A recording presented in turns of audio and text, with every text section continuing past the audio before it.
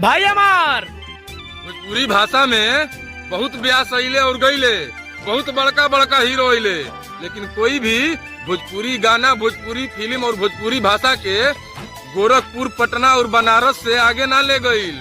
आज भोजपुरी के जितना कलाकार जहाज में घूम रहल बाले, पूरा देश विदेश में डंका बजैले बाले उ पवन सिंह का वजह से। आज भोजपुरी गाना, भोजपुरी फिल्म और भोजपुरी भाषा के अगर वैल्यू बढ़ल बा तो खाली अपन पवन सिंह का देन बा, ना तो कुछ कलाकार तो आज भी ऐसा बाड़े जो भोजपुरी भाषा के और भोजपुरी के बदनाम करे के पूरा कोशिश कर रहल बाड़े। और हाँ, भोजपुरी के ताकत का होला कि पूरा दुनिया के अपन पावर स्टार ही बतैले। भाई हमार भोजपुरी सुने वाला का तो बातें छोड़ दो, जे भोजपुरी ना जानत रहे ओकरा के भी अपन गायकी के माध्यम से दीवाना बनैले। जय हो पवन भैया।